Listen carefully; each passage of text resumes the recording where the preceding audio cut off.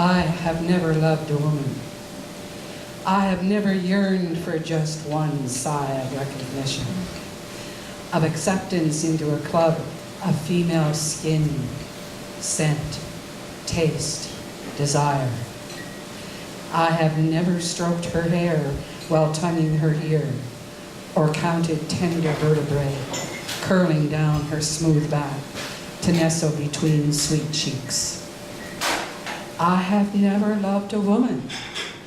I have never cooked for her, cried for her, mended her undies, polished her toenails.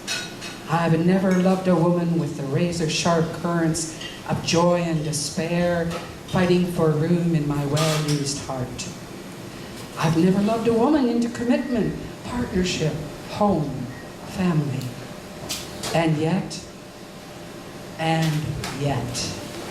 I have always loved a woman. Brushed her long hair 100 strokes, massaged her aching feet, and smoothed fragrant cream over her satin flesh. I have caressed her breast, felt her come in awe, and licked the salt of her tears, for I am woman. I know the sea taste of my own blood, the bitter sharp smell of my sweat, the musty funk of my cunt, and I have always loved a woman. We are so seldom given permission to love ourselves. So we must take permission. Take ourselves in hand, in heart, in all. Take ourselves seriously. Take ourselves greedily. Who better to love ourselves? Who better to know every shivered byway, every precious breath, every lost and found dream? I've always loved a woman in spite of worries of too fat, too slow, talks too much, reads too much, certainly does not clean house too much. I love my mind, which has so many rooms I could build labyrinths and mazes galore, and still have enough brain matter left over to write a book, design clothing, float a poem or two. I love my hunger to learn.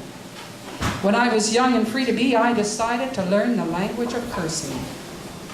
The power of vowels and consonants to infuriate others was overwhelmingly seductive. Fuck, I shouted down the haunted corridors of Toronto's subway. Fuck, fuck, fuck you too. Loving that echo.